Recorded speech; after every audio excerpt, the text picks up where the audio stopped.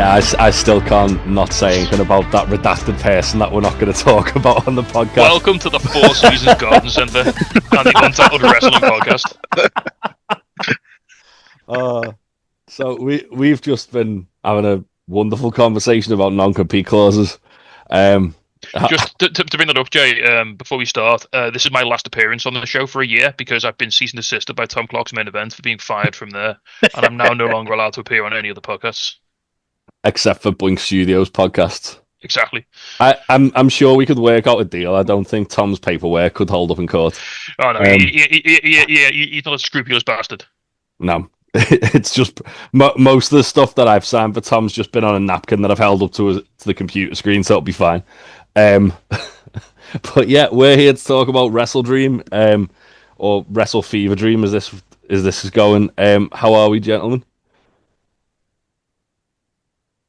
Yeah, surviving. Off the back of 2 weeks of COVID, so my voice is fucked. But doing all right. Jeez. What about you, Tasty? Yeah, I'm fine. I made the mistake of going on holiday, which if you work in hospitality just means all of your work piles up and you have to do it all when you come back. It sure does. What a stupid mistake to make. I had a lovely little time in Barcelona, though. Very nice. It was 24 to 26 degrees every day, which was delightful. That's pleasant. It looked very nice from what you sent me. Because for anyone who doesn't know, Ben was sending me pictures of it every day. And I was just... Mostly because the beer and the food I was having. Yeah.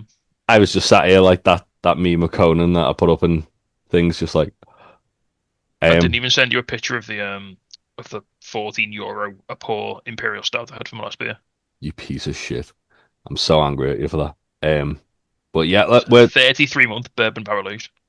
Ooh, well, that's good. That sounds like my stout dream right now. But on the topic of Wrestledream, we've got a tailgate as well, haven't we? And hang on, before we get into this, because I know she's gonna be listening to this, I need to put my partner Sarah on blast here. Do it. She gives me shit whenever I get anything wrong. Do it. We were talking about Wrestledream the other day. And she was saying that most of we'll get into this, most of the matches are like rematches and sort of not like new matches. And she said that she thought it was weird because Wrestledream, the whole point of it being called Wrestledream was because it's dream matches. And it's not. It's called Wrestledream because it's in honor of Antonio Inoki, who was the ultimate dreamer. It is. Tony Khan's going to have his little scarf on. It's going to look adorable. Do you not remember when he was looking really awkward next to Inoki's terrified grandchildren? He's gonna end up slapping the entire crowd for goodwill into the rest of 2025, and empower them with fighting spirit or whatever it is Tony Khan has. Yeah, the only thing empowering Tony Khan ain't fucking fighting spirit, mate. No, it sure isn't. It's probably a team full of lawyers at the moment trying to get Andrade and Telly back before the end of 2026. It is an overworked legal department at this point. I'm all for it. You know what? If they want to go, if the Fed want to be petty and do this cease and desist nonsense and like kick him out for it, like bar him from fucking doing anything for a year, someone should finally fucking challenge it. Lesnar did it 20 odd years back, right? Like, yeah. So, and it got fucking tossed very quickly. Look, all I'm saying is, if you want to tap up a Fulham or a Jaguars player, this is probably the week to do it. Yeah, he's not paying attention to them. I mean, is Andrade really wrestling's greatest dreamer because he wants to get paid by both big companies at the same time? He's playing both sides, so that way he always comes out on top. He's technically getting paid by both AEW and WWE at the moment. No, apparently, this is the thing. Apparently, WWE aren't paying him because normally when they do a no compete, you're not allowed to wrestle, but they do pay you. Yeah, it's like gardening leave, isn't it? Yeah, but apparently, because they fired him, they're not paying him, but he still can't wrestle. Because that makes sense. That sounds like that'll get absolutely laughed out of court. I'm not a lawyer, but that sounds very illegal. Who says wrestlers need a union? Not Hellspawn Hollywood Hulk Hogan. He's in some esteemed company down there at the moment, isn't he? Christ, let's not go down that road. Wrestledream, yeah. Wrestledream, yeah. Can you get cancelled faster than the Acclaimed here? Jesus Christ. Right. What's on the pre-show? Because I know four matches. Sorry, I can't do that. I'm not allowed. That's going to get cease and desisted. Fuck, I can't do that. Eddie Kingston and Hooker in an open challenge, aren't they? Yep. which is probably going to be against LFI, I imagine, or not the Acclaimed. No, they did a Ooh, that'd be promo. fun. They did a promo stating that they were done, and they wanted someone new. So Yeah, but it's Eddie Kingston saying he's done with someone, which means he's absolutely not done with someone.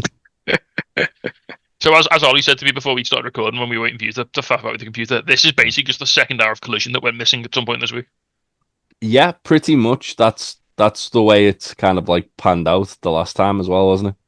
yeah, I think Um, ever since they started doing back to, which I've enjoyed them doing, like the Saturday pay-per-views, and I just wish they keep doing them in the afternoon. Because Where's the early start time, Tony? You I'm ass hack. I am so angry we've not got an early start time. I was so used to that. I thought it could have been a thing. At least It was You've so got to good. keep me in the manner to which I've become accustomed. At least we've got 10 o'clock mystery wrestling. Can't complain completely. Yeah. And we've got tickets for Mr. Wrestling, so that's going We to be have. fucking awesome. We have. Nice. I'm very excited to see what silly bollocks we're going to get there. But yeah, I mean, Eddie and Hook are probably going to murder someone, and then Roosh is going to attack Eddie. And then each day we get closer to Eddie Kingston versus Roosh and Roosh versus Hangman, and I get more excited about it. Because Roosh is the main character, regardless of the situation. It, it was the fact that like Ooh. on Dynamite this week he just went into business for himself and spat on Hanger. It was like, oh, I know what you're to there, Roosh, you mad bastard. I mean, you know what? If they do it as like a main event of a Dynamite, I'm all fucking here for it. Yeah. What have you just that tasty? So another match we've got. So I'm very excited with that. Eddie Kingston being back makes my heart full of joy. It's lovely. Harley Cameron and Willow Nightingale versus what are now called Divine Vanity, Oh, according to Wikipedia, which is Megan nice. Bayne and Penelope Ford. I like this is like we are. I mean, when are we going to get to the women's tag team titles? I assume it's going to be post Wrestledream, like the Dynamite after it's going to get announced, like a tournament or something. They're going to do it then. Well, Because we've got to get this tournament out of the way before the next tournament we've starts, got- which is the C2. yeah, we've got like a little gap between now and the C2. C2 starts. Is it? It's gonna. Please don't be a fucking lame ass 8-woman tournament. Make it. Let's go fucking full 16. Yeah, do 16, get people in from Yeah. like across the way, like get Yeah. CMLL, Yeah. get Stardom. Get Get the some, Hexen like, Get just me for a show. Bozilla. Get me Persephone. Get me all them cool women who've been on the show in the last couple of months. Yeah, Yeah, Persephone's wrestling Mercedes on Friday as well. she is. That's Yes. going to be great. Which Get Bozilla back and don't let her leave the building without signing a dual contract. Right. uh, Get her on that Takesta ship.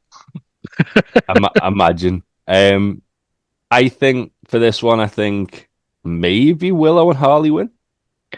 I mean, I loved Harley almost getting the win over Megan at Yeah. Dynamite this week. Like, I was so, like, the crowd were into it as well. Like, oh, it was so good. And this all kind of started at Forbidden Door when she took the mask off and hit her with it, and like that was like meant to be the big moment, and it didn't happen. And we're on that like sort of David versus Goliath trip now, aren't we? Where like it's going to end at some point with Harley pinning Megan, hasn't it? Yeah, Well, surely. if that's the final of the tournaments, and then that's when Harley gets her first title, I'm fucking here for it. Like, give that woman a title. I think With Willow and because why Harley not? Because Willow would deserves be- nice things. Yeah, I feel like Willow and Harley would be a really good choice for first women's tag champs because the sentimental pick's TJ, isn't it? But Mm. if they were like the way they kind of work in AEW is that they'll always have like quite an established, like renowned name with it, and Willow's kind of like that name, isn't she? Yeah. And Harley's also been working her ass off and deserves a flowers. Plus, then if Harley and Willow win it, you've got like a sort of inbuilt. It furthers the Willow Statlander thing, doesn't it? Because like that Harley and Statlander were like sort of teaming together, and then Yeah. she goes with Willow all of a sudden because Stat didn't really want it. Well, Then that's there's more sent to intrigue Willow. but there's more like sort of lore Mm. there, isn't there? Which is great. So yeah, more of that. Yeah, FTR versus Jet Speed. That'll be all right. That'll be fun. I think it kind of shows how strong the tag division is at the moment when this isn't on the main card because Yeah. any other month this would have been on the pay-per-view. What a difference 6 months makes this tag division. I know, right? And also, like again, Jet Speed just fucking awesome, aren't they? Yeah, I mean, how you'd have thought that who'd have thought that putting two really talented wrestlers together in a tag team, like another tag team we'll talk about later, would lead to a really good matches. But yeah, Speedball's great, Kevin Knight's great. They're both great together. They have matching Sonic outfits, which is phenomenal. Yeah. Or video game themed outfits in general because they had Yeah. Speed Racer, didn't they? Yes, yeah. I'm intrigued to see what they have for this pay-per-view. Whether they have just Sonic again or I'd Shadow be and happy. I'd Knuckles. be happy with the Sonic again. That was fun. Yeah. I think I want Speedball to come out dressed as Big the Cat. you're the only person who wants that. There's some fairy somewhere who's up for it. Well, yeah, probably. Um, And that's you. and yeah, it just so happens Ben is that fairy.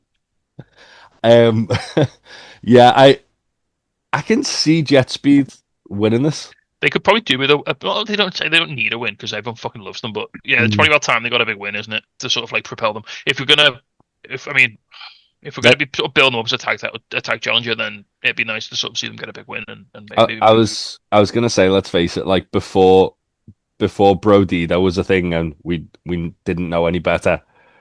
It was, oh my god, why haven't Jet Speed been strapped up yet? Give Jet Speed the belts. But then we found a better thrown together tag team.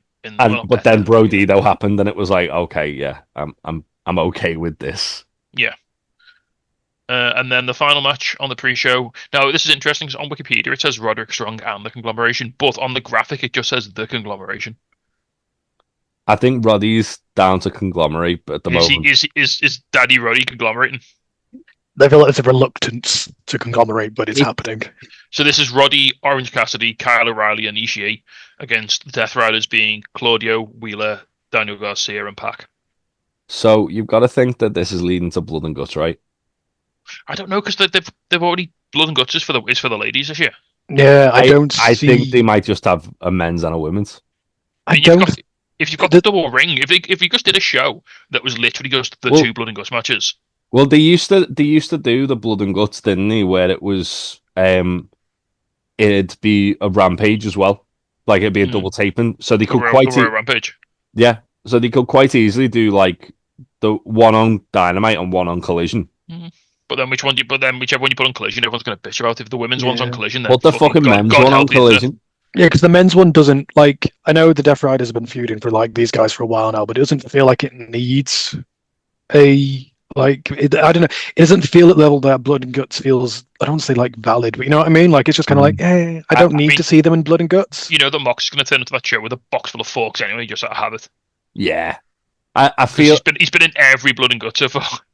Well, it's like you can't have one without him. Apparently, it feels like Mox is gonna start feuding with Roddy more, doesn't it? Because like they keep like teasing that we're gonna get more with Mox and Roddy, which I'm perfectly fine with. Either that or Roddy's joining the Death Riders because his wife's there. And I wouldn't argue with Marina if she was like. I love how they finally addressed that like in the last couple of weeks as well. For the first time ever, they had like that little stare down. Yeah, the little stare down was really cool. I enjoyed that. Where Marina was like trying her hardest not to fucking laugh at him, trying to be serious. I also love how much End of Heartache we've been hearing on AEW television lately. I've been a big fan of that, of course. Yeah, I mean, I think Death Riders probably winning this, aren't they? Because it's Death Riders. You got to heat them back up a bit. Maybe Pac's back, isn't he? And he hasn't done a big thing yet, has he? So yeah, it was a way to give Pac a good win. Like as he's coming back. He give Darby Allin like an actual murder in prison. That's full on fucking Breaking Bad. Yeah. The second most impressive recent prison murder.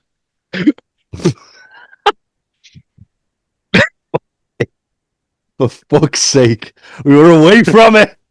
It took me a minute to clock that one. that was. I'm not even editing that out. That was pretty good. And also quite ambiguous. Yeah, it's ambiguous enough that people know what it is if they know. I think this is going to lead into a men's Blood and Guts match. I mean, I'd be up for that. I wouldn't mind it. If it leads to Mox versus Mark Briscoe as a feud, I'm okay with it. I mean, I love how now we are contractually obliged to have Mark Briscoe and Moxley in any future Blood and Guts matches because they're just the best at it. So why not?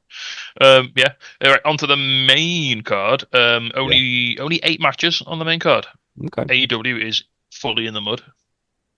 It's just because we're about to get cancelled off television and they haven't got anything left. Yeah. It's sure. Let's say that. So we'll go bottom to top. So starting off with the Herd Syndicate being Bobby Lashley, Shelton Benjamin, and MVP versus The Demand, Ricochet, Bishop Corn, and Toliona. A Tornado Trios match. So it does have a little step, not quite the street fight that they had the other week, but I'm okay with this. I I wanted them to have a stipulation because I was like, you can't just do the trios match again. Yeah.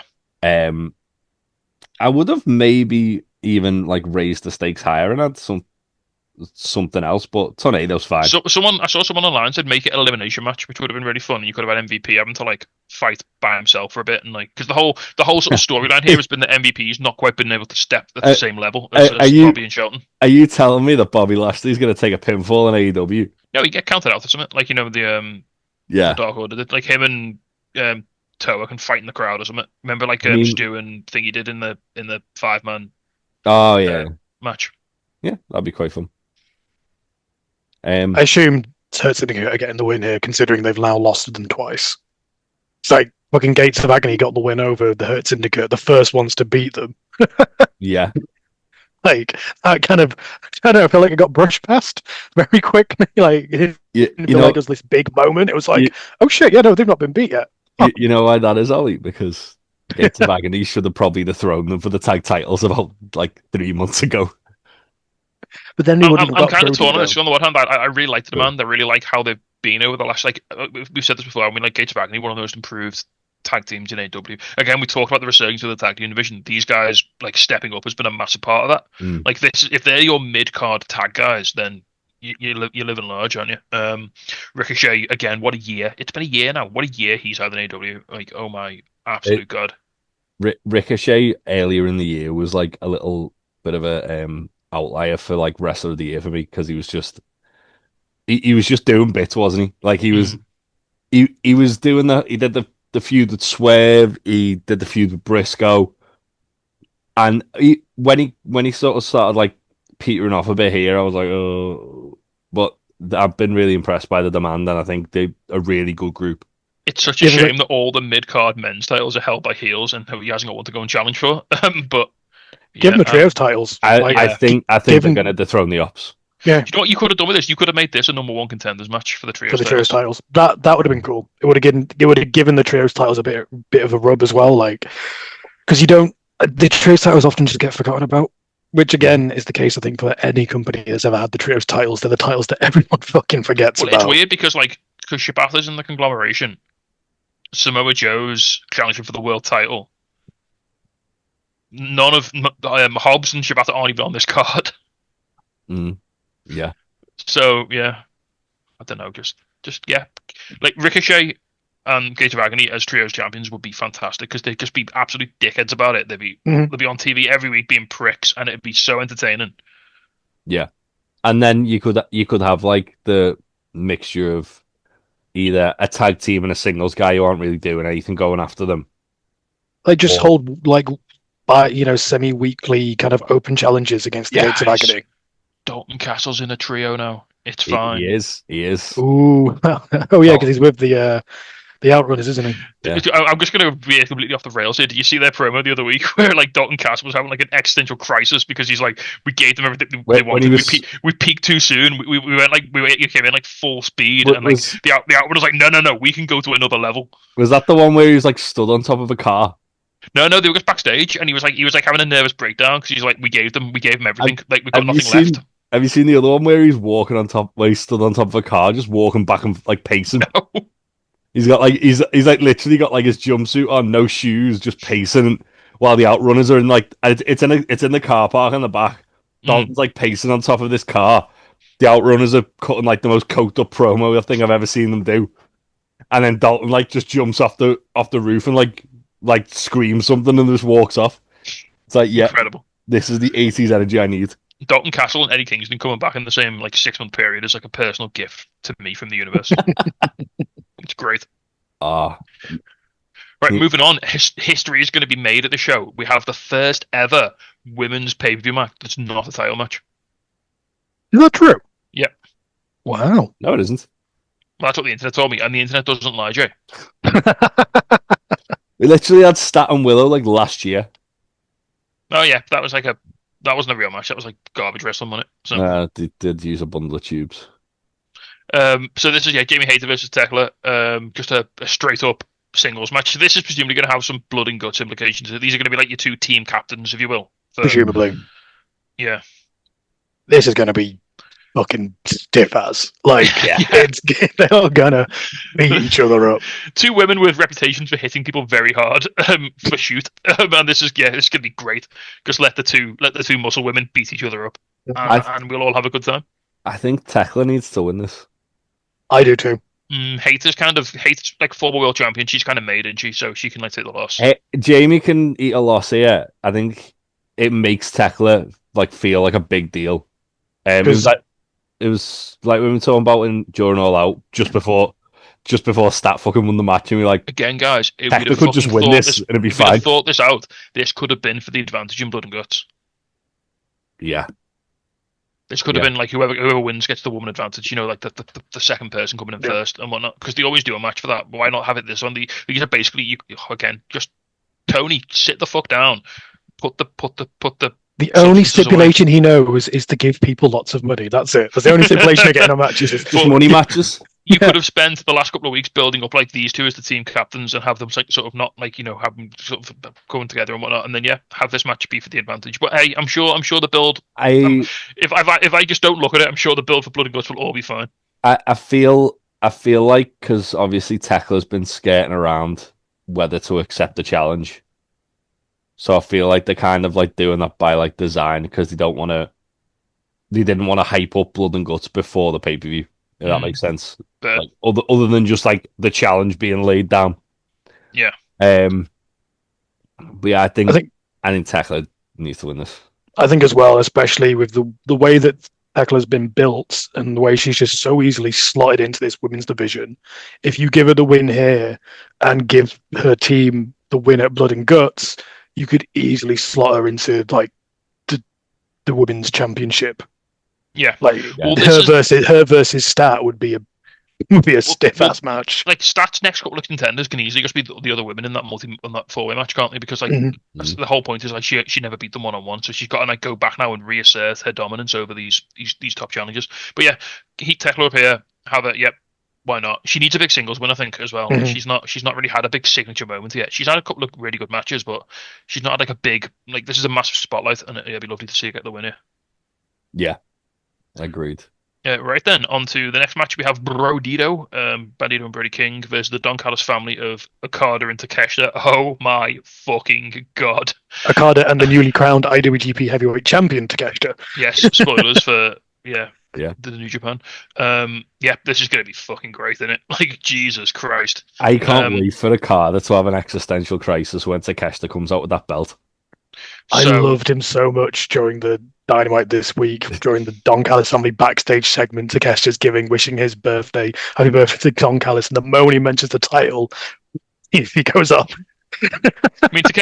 Okada has pressed the wrong button before, so that's true. And he was so sorry. He was so genuinely sorry. This is going to be where they implode, right? This is where one of them hits the other one by mistake or something. Or 100%. I could see them winning it.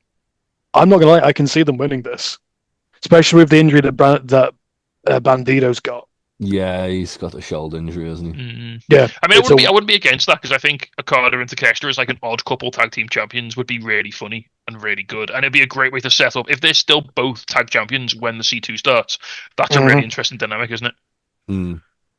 Yeah, it kind of as well, because the whole story with Okada and Takeshita is basically Takeshita being like, anything you can do, I can do just as well.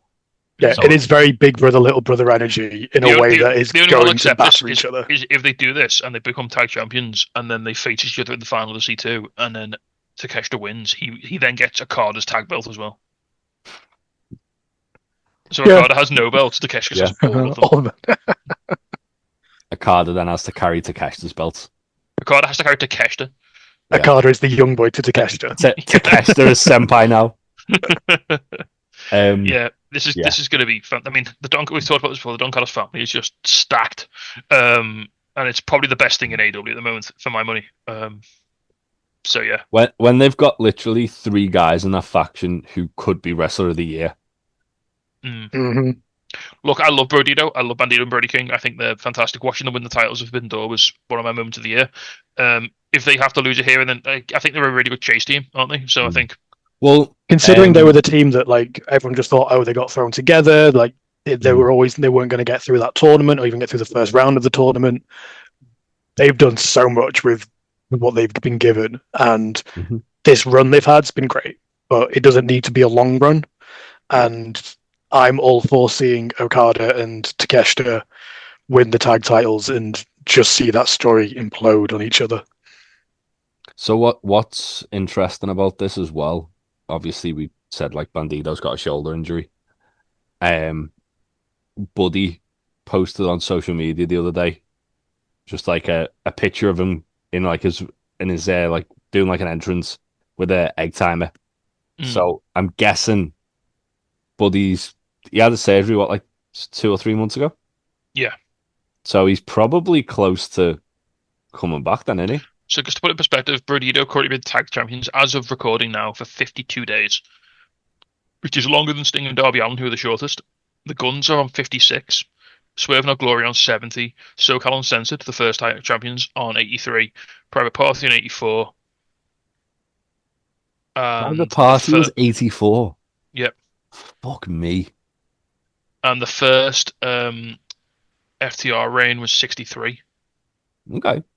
And the second Young Bucks reign was 28. So there have been like a lot of short reigns in the AEW Tag Team Championship like lineage. So there is precedent for them doing a quick change here, especially because titles tend to work better with heels for long reigns, don't they? It's just the way it sort of works.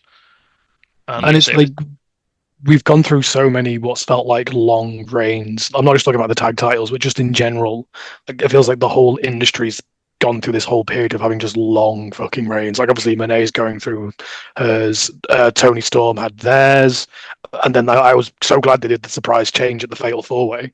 I presume Hangman's going to hold on for it for a long while. Mox obviously had a huge one for a long while. Okada's had his for ages. Like I feel like some shorter, snappier changes helps. I don't know. It just makes things feels more exciting. Feels like things are anything can happen. you ready for a massive shocker? Ricky Starks and Big Bill, 123 days. Did they even defend it? I think so. Yeah, they did defend it um once or twice on pay-per-view, I think. But it That was like, says a lot about their tag reign. yeah. Um The only thing I remember of it is they won it as me and you were coming back from Funeral for a Friend, Joe. yes, they did. Yeah, That's all I remember of that tag reign. Anyhow, moving on. Another title match, another Don Callis family match. Kyle Fletcher versus Mark Briscoe for the TNT title. This is just going to be a banger in it. No it danger sure that Kyle is. drops it, but Briscoe's going to beat the piss out of him, and it's going to be fun. Yeah, well, it is the rubber match, so there is probably more danger for Kyle to drop it than Yeah, anyone he's I been don't think he's against. dropping that belt for a little while. I think he's No, I don't. But No, I would like to see Briscoe get a title reign in AEW, but not at the expense of what should be Kyle's reign. I yeah, think the sort of the big move of Briscoe now. I think he needs to have a really good C2, like get to the semis or something. mm, Like go real deep run in that because he had a really like was it last year or the year before that he had his like really bad performance because it was That his was like the first one. Yeah. yeah because it was like his first time as a singles wrestler really doing tournament stuff. So it'd be nice to sort of show how he's come along and see him go really deep in this one. Maybe lose to. I mean, I'd love to see him I and the Takeshita throw down. That'd be real special. I mean, we were talking about it on the All Out review. Like Briscoe felt like one of the natural picks for challenger for Hangman on this pay-per-view.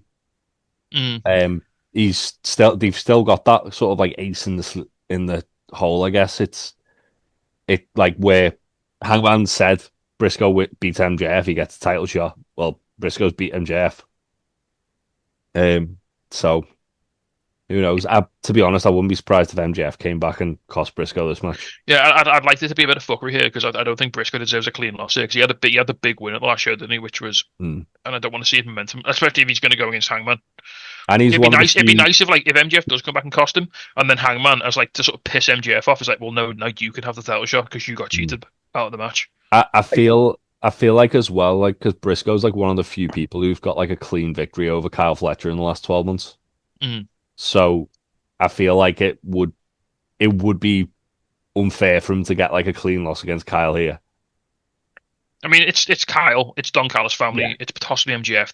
There's 10 people that could easily interrupt. There's layers of fuckery that you can build into this to protect Briscoe if you really need to, isn't there? So yeah, I don't think, and I think it's too soon for MGF to come back. I feel like if he's going to do this thing where he's trying to find himself and become the stickiest version of himself, then he needs to stay away probably a little bit longer, possibly till World's End later this year, I imagine. I mean, you could always do that like whole trope where you just play his music and it distracts him, and then Kyle like hits him in the dick or something. You know? Yeah. I mean, I've just got PTSD with you saying MJF and World's End there, so not worry about that. What if Jay White comes? Oh no. No. What if we get a mask? I would like to see at some point, like I said, Briscoe get a title, like even if it's a Mick Foley-esque one-day reign kind of thing. Yeah. He wins it unexpectedly. But yeah, no, I don't see Cal losing it. I think Cal should keep on going and chucking with that title.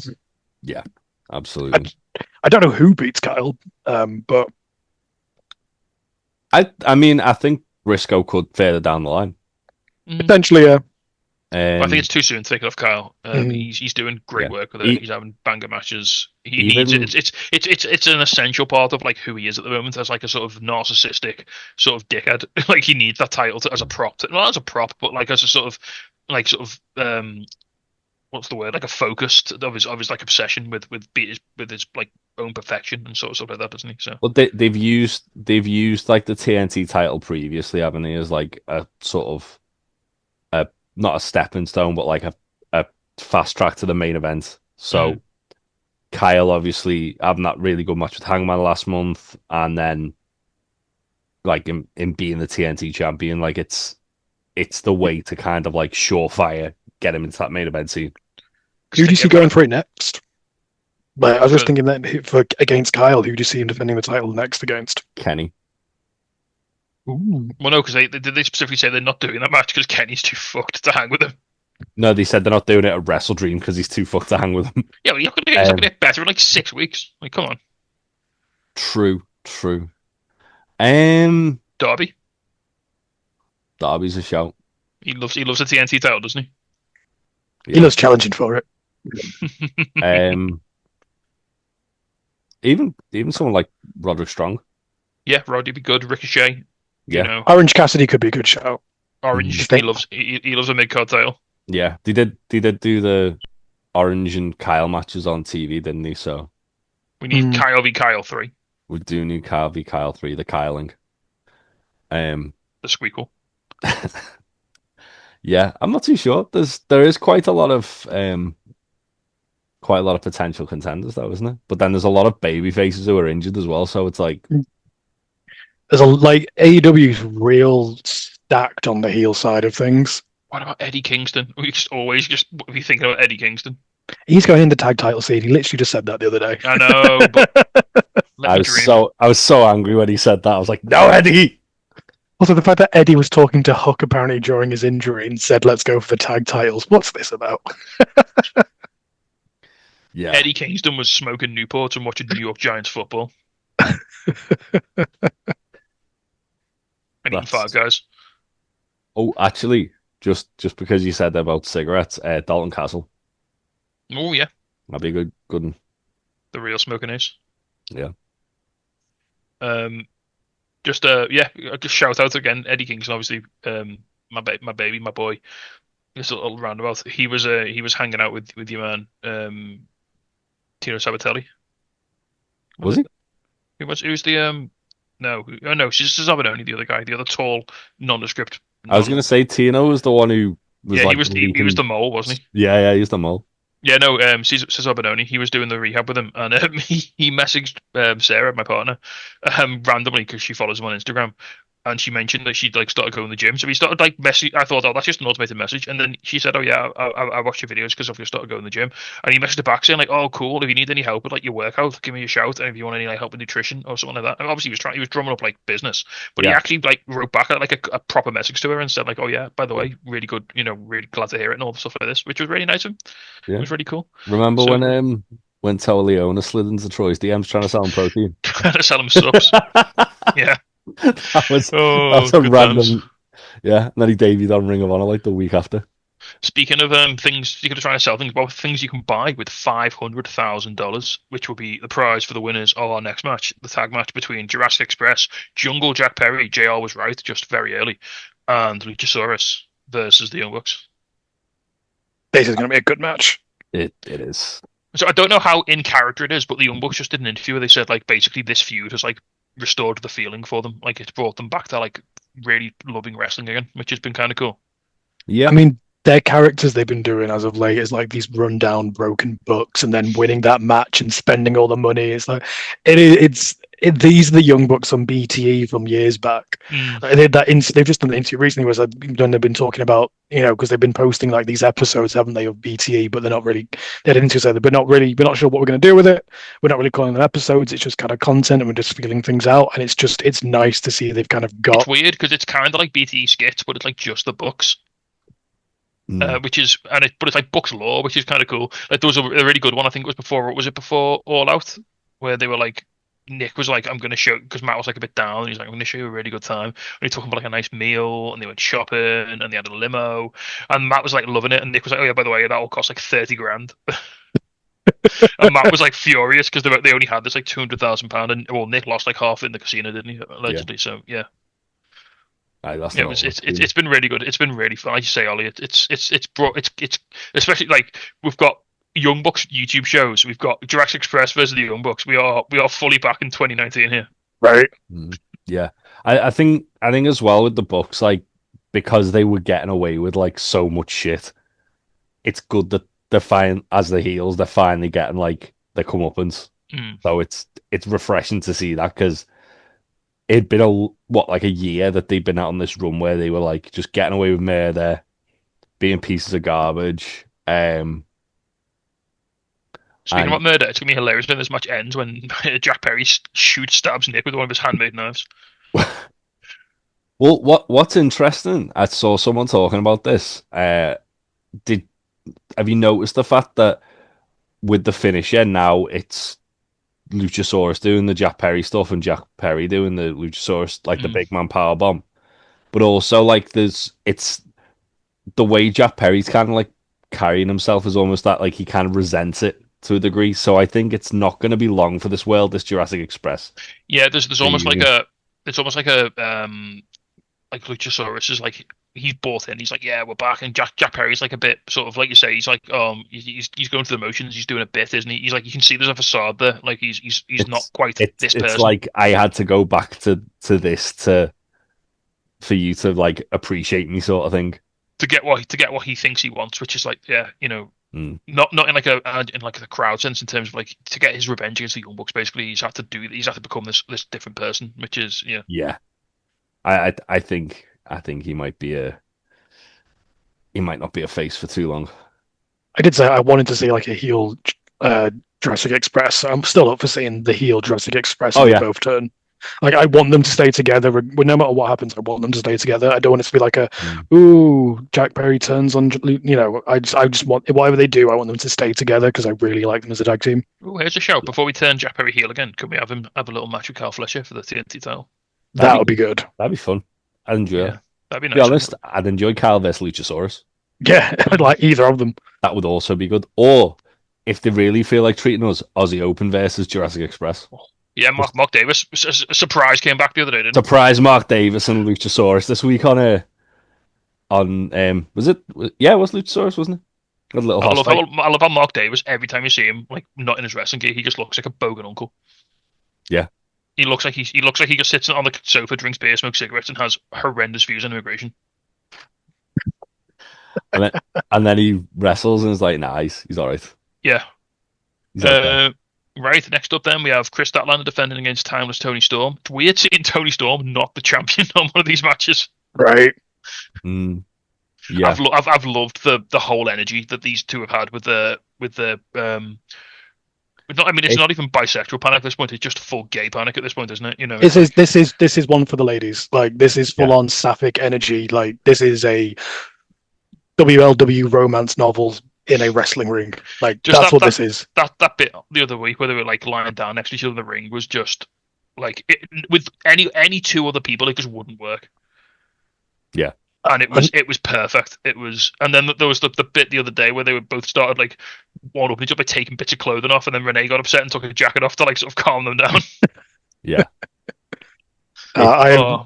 I'm fully on board with this, and I don't think Tony's winning it back. I don't know what happens after for Tony. I'm here to look forward to it. But these two are going to put in a hell of a match together. Yeah, I think so. It was interesting that Stat was like saying Tony needs to figure out who she is without the belt, because I think that's we've said it. We were saying it like, well, we've said it for months, haven't we? Like, what's more compelling? It's not what Tony does as the champion; it's what Tony does when she does eventually lose it again. Well, yeah, because the whole Timeless Tony Storm character came from the first time she lost the title, and it was her questioning her self worth, and like she thought she was nothing, and then she convinced herself in like her own delusion that she was somebody else when she didn't have the title. But then, when she then like went back to like playing her older character as well, when Mariah won the belt off her, and then she came back, did that, and then it was like, oh, it's all just a facade. So it's interesting to see where does Tony go here. What's also interesting is Stats. Like, she said she's changed since she's won the belt and she's always evolving. It almost feels like she's like trying to embody Tony. Like the way she's kind of like presenting herself, the way she was speaking during the promo, it was like, it feels kind of almost like Stats, like, rather than trying to be Chris Statlander, the women's champion, trying to be Chris Statlander being Tony Storm as the women's champion. That could be an interesting wrinkle as well. I'm not too sure if I think Stats gonna have a long reign either. I mean, it's Willow, right? It should be Willow. To be honest, I wouldn't be surprised if Tony wins it back in this match. It wouldn't surprise me, just because of how like shocking it was Stat winning the belt off her in the first place. And I'd love for it to happen for a little bit longer. I still want to see Stat versus Megan again. I want to see all the big women, all the large women, bring them all out. Have Chris Statlander wrestle them all. Yeah, I mean, yeah, absolutely. Never Camille. Never Camille.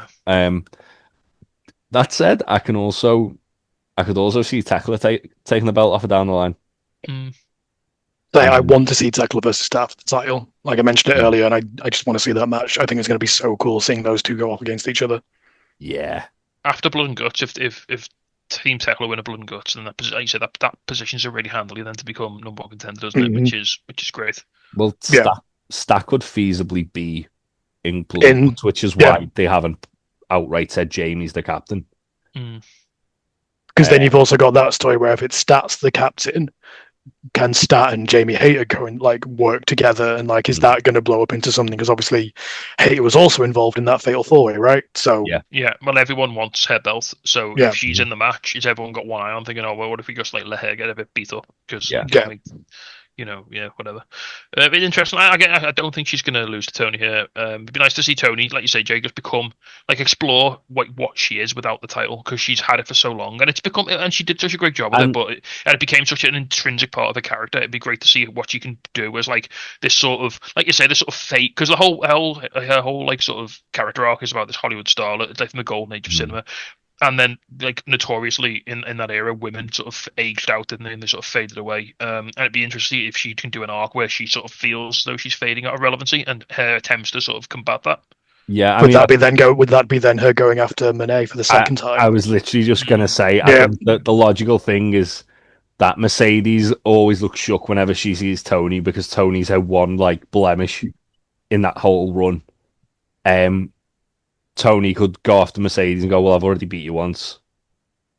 I'm going to end your reign. I'm going to be the one to dethrone you with all your titles. That'd be really interesting, yeah. Then it's Can you imagine Tony Storm chases Monet around Europe, collecting her titles off of her? I feel like there's a lot of indie wrestling bookers who would be very upset if that was to happen, because it'd be like, we've got to pay both of them. only if Tony goes full Carmen San Diego. That's it. Like that's her current gimmick right now. Like, so she just Yeah. chases Monet around Europe in a title. She's just there with like a newspaper with like eye holes cut in it, like watching it from a bench or something in like Prague. Just like At least once she's going to be answering an open challenge with like a mask on and then take it off and it'll be Tony. yeah, oh that'd be fantastic. Yeah, looking forward to that. Speaking of Monet, she's doing a celebration, I believe, at Wrestledream. She is. Yeah, no match, which is weird. But presumably someone's going to be interrupting, right? You'd think so. Who that is, I don't know. She's been very vocal about what's her name from Stardom, who got announced for Wrestle Kingdom this Surrey. week. No, No, not Surrey, sir. The one that beat her. is this? Sorry. I think. Oh, Yeah. Trying to find now very quickly. yeah, because I know Surrey lost the title. Is it Kamatami? That's it. Yeah, she's been very vocal about like her only having 2 belts, and I getting announced for Wrestle Kingdom, and I wanting to wrestle on Wrestle Kingdom.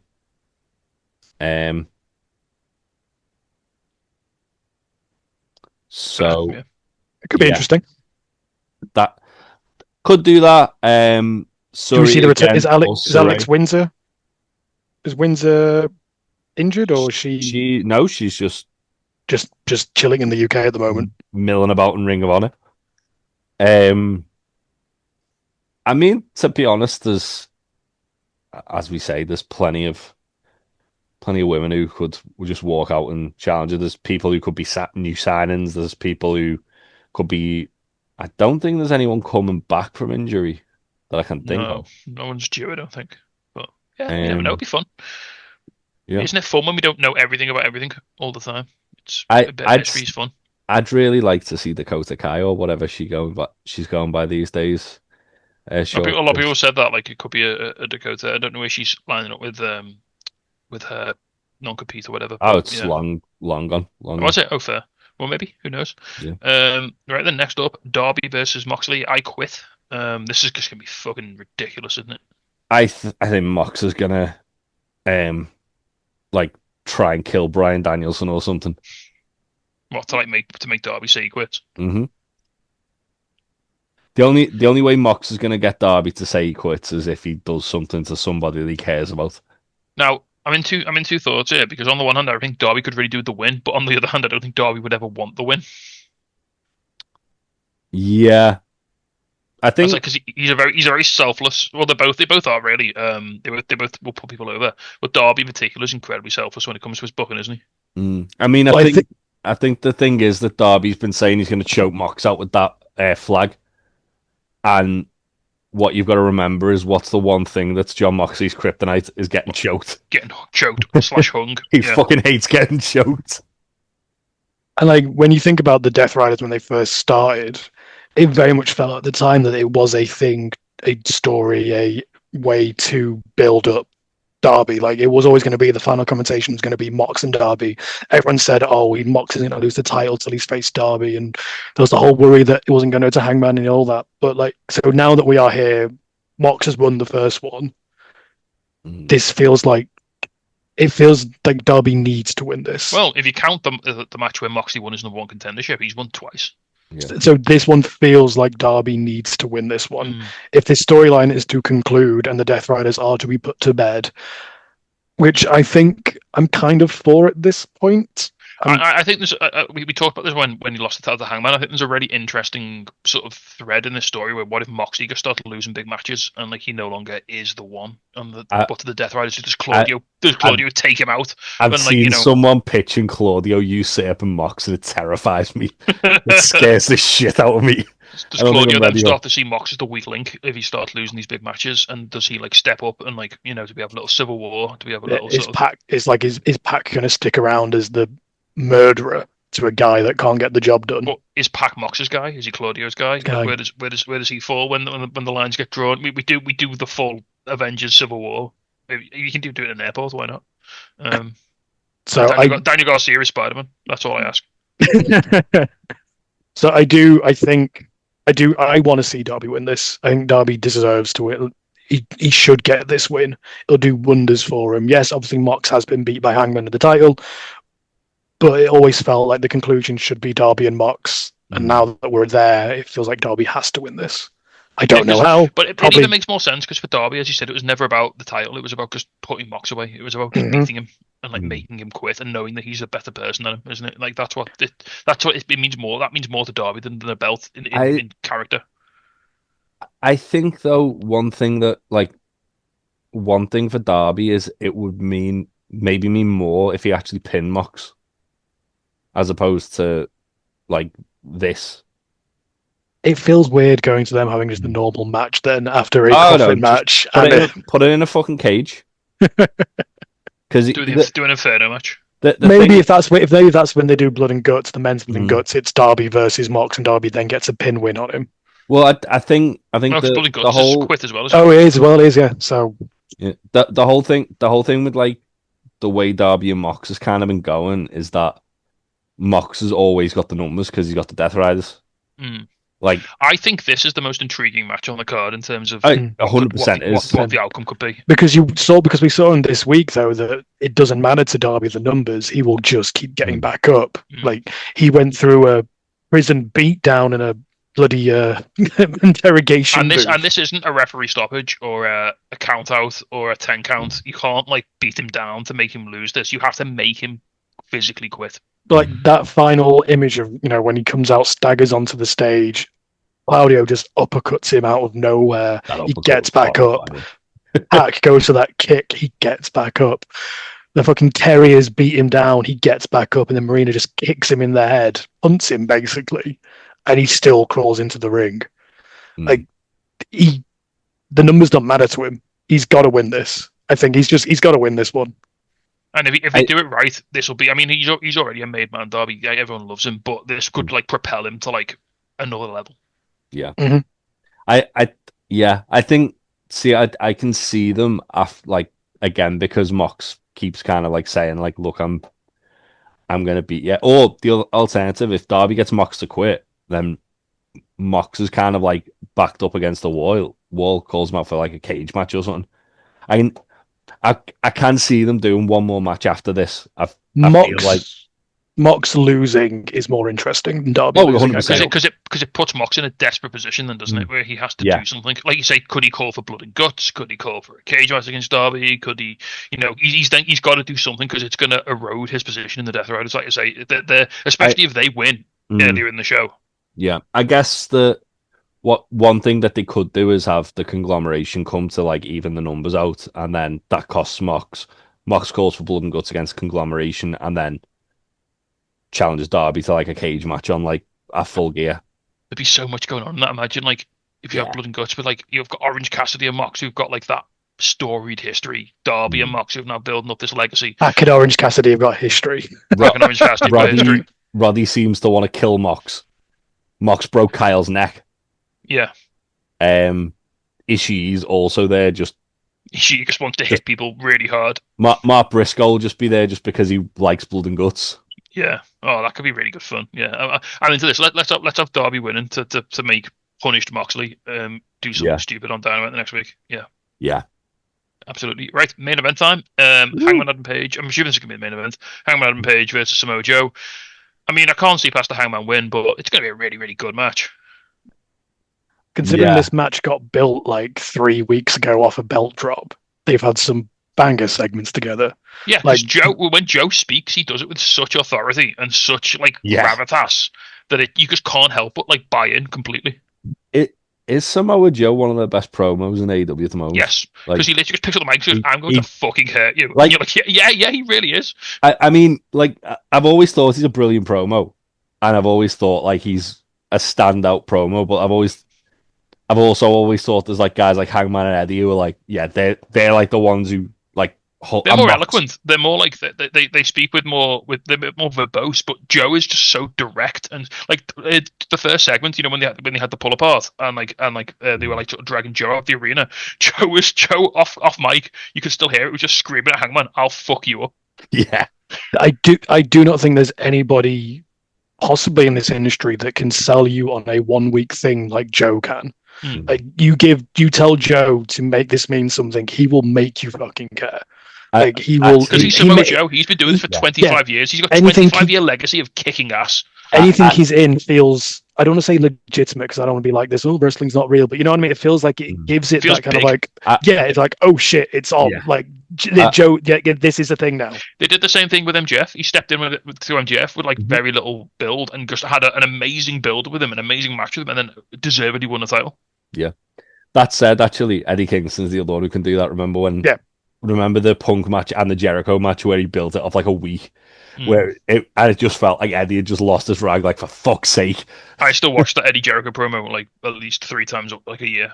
It's my favorite promo in AEW of all time. That opening to Eddie and Punk, where he just backfists him immediately.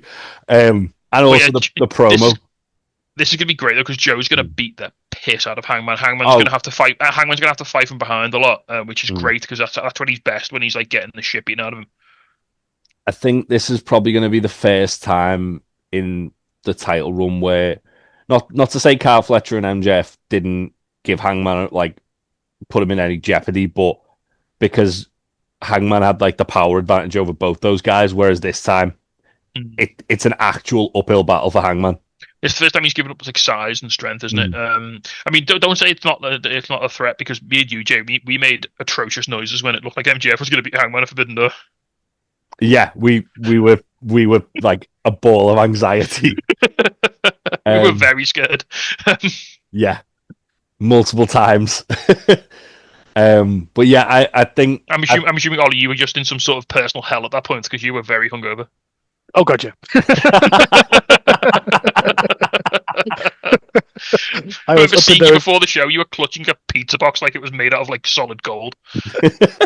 Yeah, no, I was so hungover for Forbidden Door. Yeah, I was up on the balcony, like watching that match, being like, "Oh God, no!" Generally thought if I might just throw up over the top of the box onto the row below. It'd be great. In protest.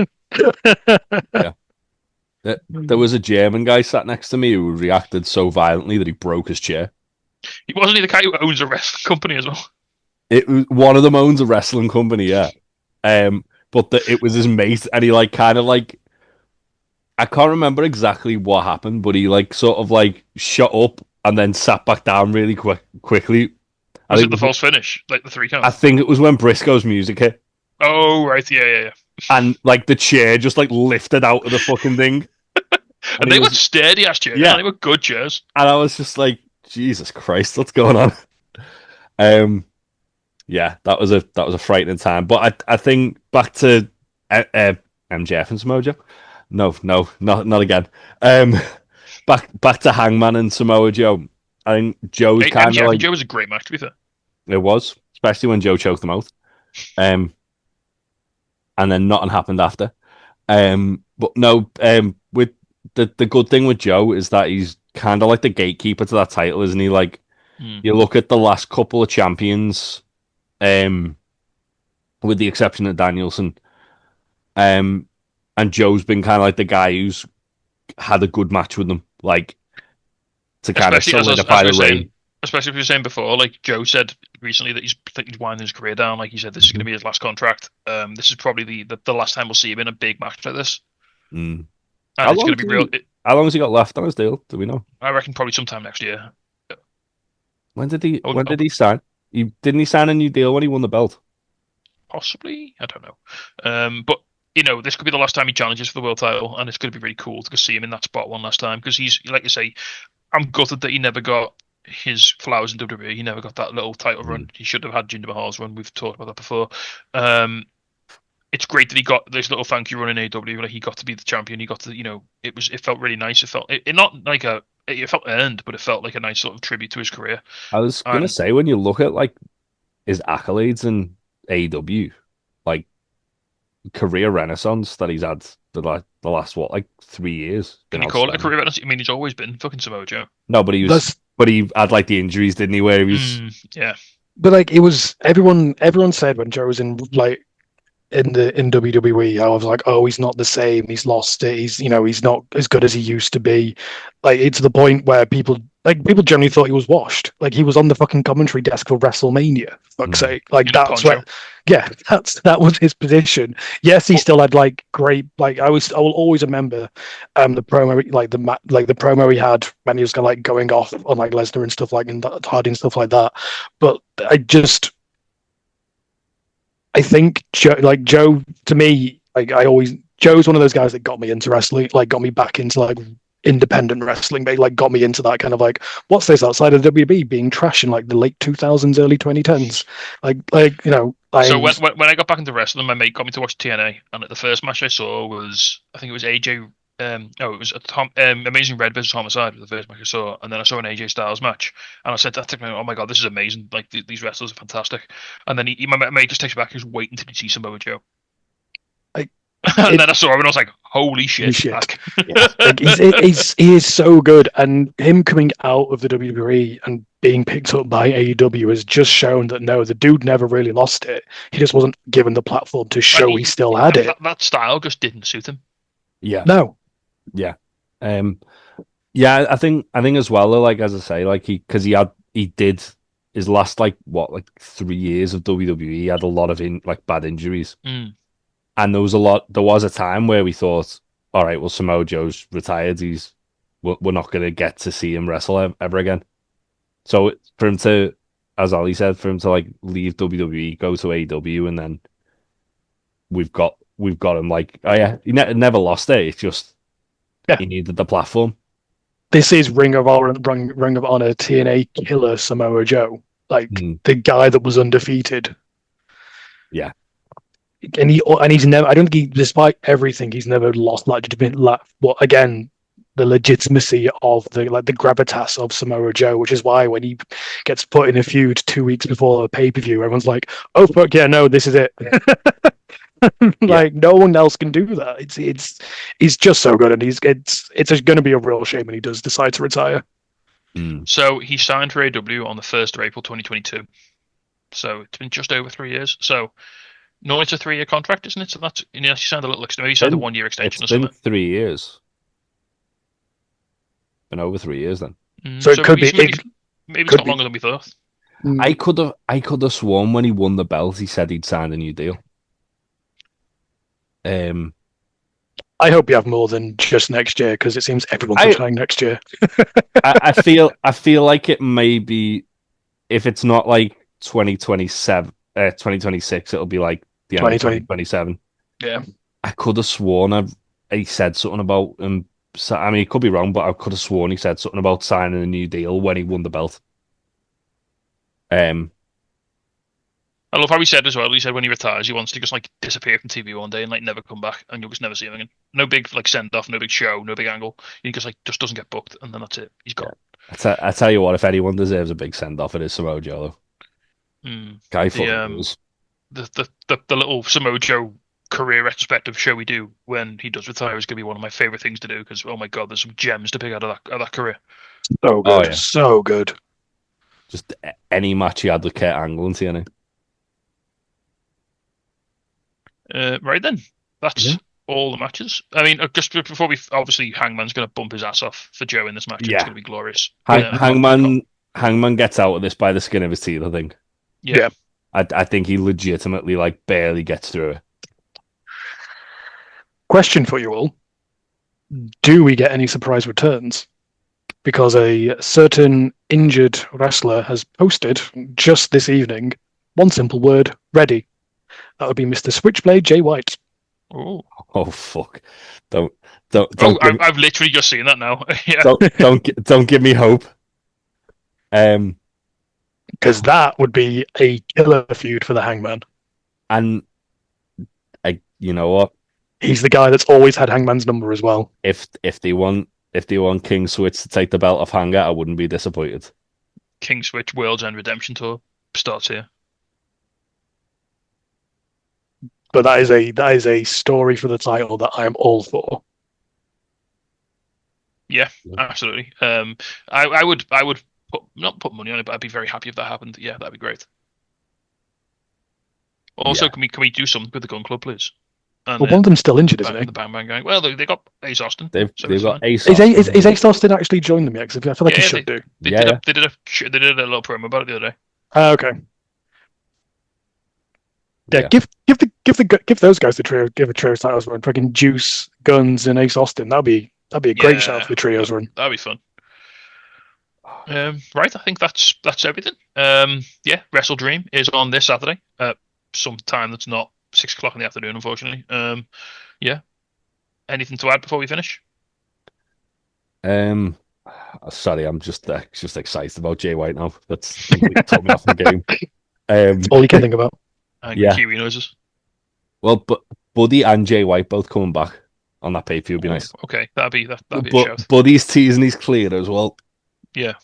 But yeah, Jay White, Hangman, Full Gear, Right the Wrong from 2 years previous. Yeah.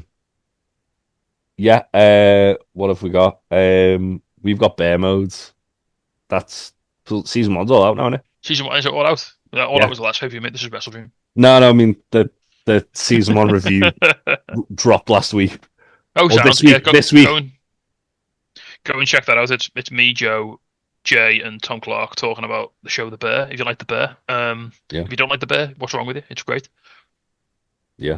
Ollie, do you have any more about certain Yes, indeed. So Liverpool gaming events that might be happening? Yes, Liverpool games are happening in February on Saturday the 7th, and tickets will be going on sale on the 24th of October. So that'll be... That's soon. It is. For us on this podcast, it'll be a week on Friday. So yes, but Friday, 24th of October, tickets will be going on sale for Liverpool games that are happening in February. We'll be announcing a bunch of stuff over the next coming weeks to get you all excited for it. I'm hoping to get the special guests announced very, very soon. But my God, some people won't pick up emails. Is it Jay White? Is it Samoa Joe? If you can somehow make it so that Ruby Soho and Cool Hand Ange come over and play Blood on the Clock Tower, I will be forever in your death. I don't know how I'm going to make that happen, but they have just opened a board game shop. If you're thinking about going, it's really good fun. Me, Jay, and a lot of our friends went to the last one. It's just a really fun afternoon of chill games. We broke Jay's mind in Blood on the Clock Tower. I still haven't played Blood on the Clock Tower since.